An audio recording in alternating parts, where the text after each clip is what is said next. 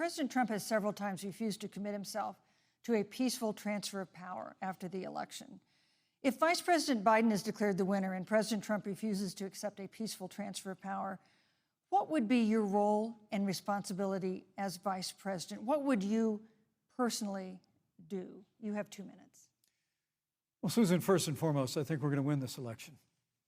Because while Joe Biden and Kamala Harris rattle off a long litany of the establishment in Washington, D.C., an establishment that Joe Biden's been a part of for 47 years, President Donald Trump has launched a movement of everyday Americans from every walk of life.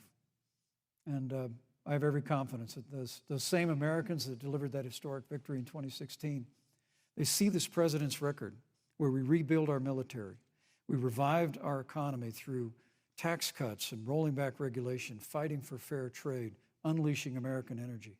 We appointed conservatives to our federal courts at every level. And we stood with the men and women of law enforcement every single day. And I think that movement of Americans has only grown stronger in the last 4 years. But when you talk about accepting the outcome of the election, I must tell you, Senator, your party has spent the last 3.5 years trying to overturn the results of the last election. It's amazing. When Joe Biden was Vice President of the United States, the FBI actually spied on President Trump and my campaign.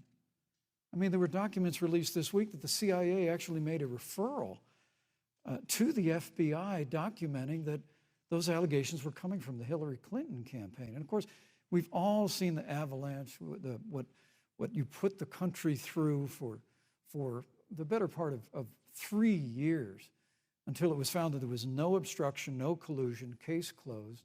And then, Senator Harris, you and your colleagues in the Congress tried to impeach the President of the United States over a phone call. And now Hillary Clinton has actually said to Joe Biden that in her words, under no circumstances should he concede the election. So let me just say, I think we're going to win this election.